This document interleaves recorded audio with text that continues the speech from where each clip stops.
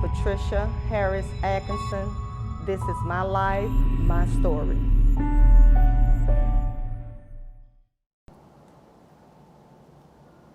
Miss Atkinson, thank you for coming and sharing your story with us. We really appreciate that. Can you tell us a little bit about yourself? Okay, my name is Patricia, and I'm from North Carolina. And I worked in cosmetology for 10 years, worked in retail for 14, all while struggling with sickle cell anemia. I had two beautiful kids, that I love dearly, and I did my very best in raising. My daughter's name, she's the oldest. I had her when I was 24, and she's 28 now, but she was my first kid. I was at age 24, like I said, and then I had my son at 26, Al. What type of teenager were you? Did you like to hang out? Did you like to go out to parties? Yes, I did. I was at everybody's party, everybody's house party, having fun, just living life, being young. Yeah. So you say you had your first child when you was 24? 24. Okay, and that was your daughter? My daughter, Maya. Okay. Do you have a good support system raising your kids? Yes, I did. I had a very good support system. My father was in my life. He was military. I had a stepfather though. My mom and dad, they didn't stay together, but I always had like a bonus dad, which is my stepdad. His name is Alton, and I love him dearly, and he was like the rock of the family that, supported us in everything we did. He's my brother's father, actually. Yeah. How was your relationship with your son, Al? Oh, it was wonderful. He spoiled his mama. He loved his mama dearly. Did y'all get to hang out a lot and have a lot of family time? We did. I just feel I didn't take enough pictures with him, If anybody know me now, I take a lot of pictures because, I see his social media page, and his friends just sharing stuff. They had so many videos of him, and, I just felt a type of way, but still, we were still close. My daughter and myself and my son, we were very close. What was he like growing up? How was his personality? Oh, he was a good kid. He loved to play games. He loved to play basketball. His sports, the sport that he really liked and showed more interest in, it was football. Yeah, because his dad played football and basketball, so I knew he was gonna like one or the other, if not both. But his brother is the baller, and he was the football player. Yeah. Did he graduate from high school? Yes, he graduated from Hunt High School in Wilson. What did he do afterwards? Afterwards, he decided to go away from North Carolina to Arkansas, where his dad and his stepmom live, his bonus mother. And I was so grateful for that, that they invited him into their home. He was excited to go because he wasn't doing anything in North Carolina, but sitting in the house playing the game with his friends and the friends that didn't, want to go further in life. So that made my day when he decided to go to Arkansas with his father. Tell me about his military experience. Okay, as far as the military, when he joined the military, he didn't like it at first. I don't think he liked it in the end either. But he had a little incident in the military where he fell, and I think they prescribed him medicine. And I think that, he had some type of addiction to the medicine while he was in the military because of that incident. So his fall was severe? It wasn't bad, but it hurt. He said he always complained about hurting in his back and his chest. He said he saw his life, just flash, right before him when he fell in that water. At this time, was he dating anyone? No, he wasn't dating anyone. From my understanding, He's never told me about a girl that he was involved with when he was in North Carolina. And he never brought girls over. He just always hung out with the fellas. They played the games. He hung out with his cousins, his two favorite cousins, Ryan and Kiani. He hung out with them. And Mello, you know, his best friend here. But no. But when he went to the military, it's like when he went overseas and he was stressed. One of his classmates did reach out to him. I'm not gonna call her name, but she did reach out to him, and she was just blowing his mind, sending him all kinds of emails, you know, that a man would love. Being that he was stressed overseas, you know, on the water for 8 months sometimes. That's when COVID had first came, like 2018, 19. Do you know if he was experimenting with drugs at that time? Well, his behavior changed. All I know my son to do is drink corn liquor, you know, because they say sellers, they start drinking.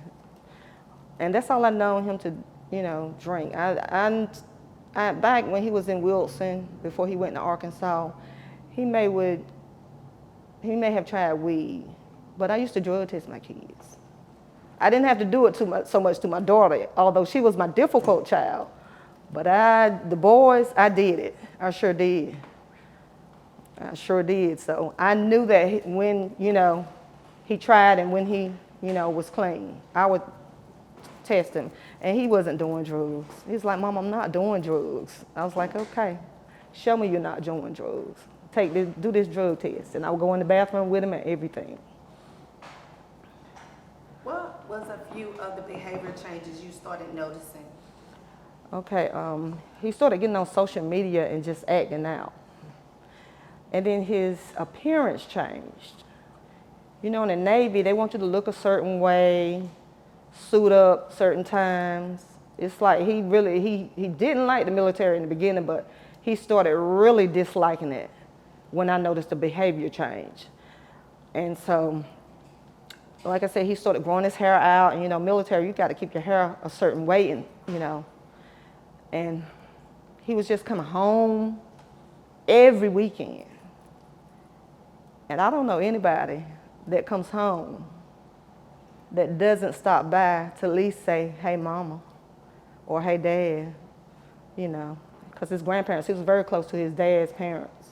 So my house would be the first house, or either his grandparents, his father's parents. They would be the first two houses that he would go to, but he would come home and go straight to the girl's house. And she lived probably like maybe 45 minutes away, maybe 30, 45 minutes away. And sometimes he would come home, I didn't even know my child was home. So sharing with us, you're saying that he graduated from high school, average kid, stayed with his father for about 6 months, went to the Navy to better himself. Yes. Never was in trouble in school. Never got in trouble. Getting arrested or out Never. in the community doing things that was inappropriate. Never. He never got in trouble in school. You know, never got in trouble with the law. Didn't have a record. That's why he was able to go, you know, join the military. He was a good kid. He was a loving kid. He was a kind kid. I mean, he would give you the shirt off his back. He would give you his last. I mean, he was close with his family as well. He was very close with his family. He loved his family. And yeah, he was very close with his he was very close with his stepbrother. Very close. They used to write each other. You know, he wrote him a lot, and he tried to keep him encouraged, being that, you know, he was younger than he was. He was still in high school, and, you know, he tried to, you know, encourage him to stay focused so that he could, you know, be a baller one day, you know, because he had the skills to do it, you know. So now could you share with us what happened on April the 3rd? Okay, I was at home, sleep, and I got that call about 6:11 maybe. It was the girl that, he was involved with. And I just briefly got to know her. I only met her twice. I briefly got to know her, and she called about 6:11 and said Al went into.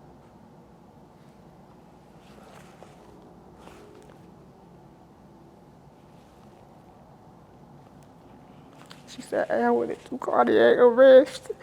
I said, what you mean? What do you mean he went into cardiac arrest? She said, you need to get here. And I just jumped up. We rushed in the car, and we got to the area where she lived at as quick as we could.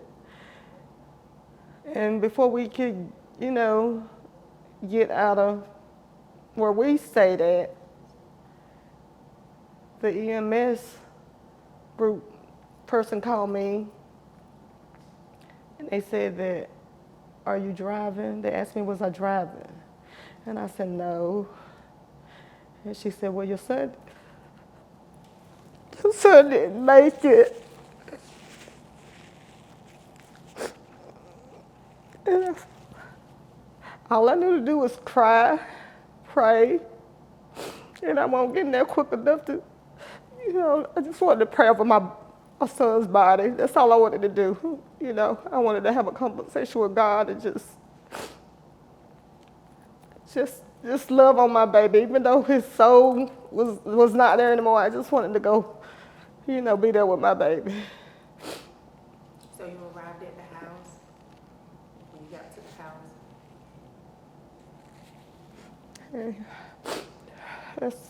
I don't wish this on nobody. I never seen anybody in a body bag. When I arrived to that house, she was all freaked out, high out of her mind. And my son is laying on the floor in the projects in a body bag. He had a tubing in his mouth. He had bled out in his right ear. This is something I know his body wasn't used to. I know his body wasn't used to.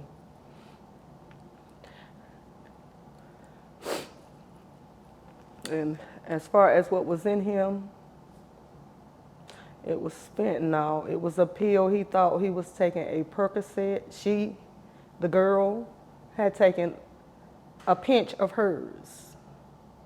A guy from the area right around the corner from where we lived at, he had got high with him too.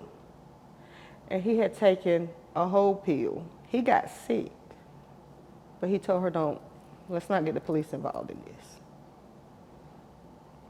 And so my son took the one that was laced with the fentanyl, a deadly dose of it. And it had enough in it to kill at least 3 people. And if I would have, looked at his body, because they said his feet were purple, so that meant he had been laying there for a while. And I just wanted peace from her, Did he go peacefully, and I still haven't got that from her, She said what she said, and it was on the medical report that, he did die in his sleep. That's what she told them, so they went by what she said. And, she said she woke up and he was just gurgling, and breathing hard. So she said he died in his sleep, but I just don't see that, because fentanyl is very powerful. And from what I hear, they say you get in a sleepy state before your death, so I just wanted comfort, and peace of what really happened, my son's last moments with her. I never got it though. But that's the worst feeling ever for any parent to have to walk in and see their child in a bag. All I knew to do was pray over him. I prayed over his body. I was pleading with God, because my faith is very strong. I was just crying. I was kissing all over him. And I just asked him, why did you come home to Mama? Because Mama would have took care of you.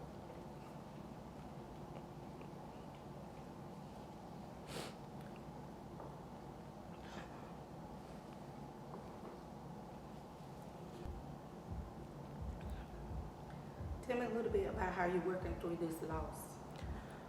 Okay, since he was in the Navy, they offered me grief counseling, and that has helped me tremendously. It's a female counselor I had. She helped me cope.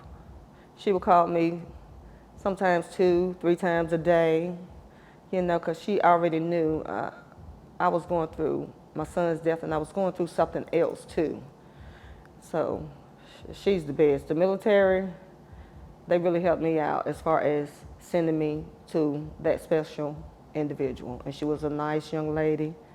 She checked on me regularly to make sure my mind state was okay. She talked with me like sometimes 45 minutes to an hour a day, which they're not supposed to do that, but she would do it. She would call on her days off to make sure Patricia was okay, because she knew I was going through. Yeah, and what else? It was basically 2 counselors I had though, but I don't want to mention the other one. What would you say to children and parents that's going through something similar?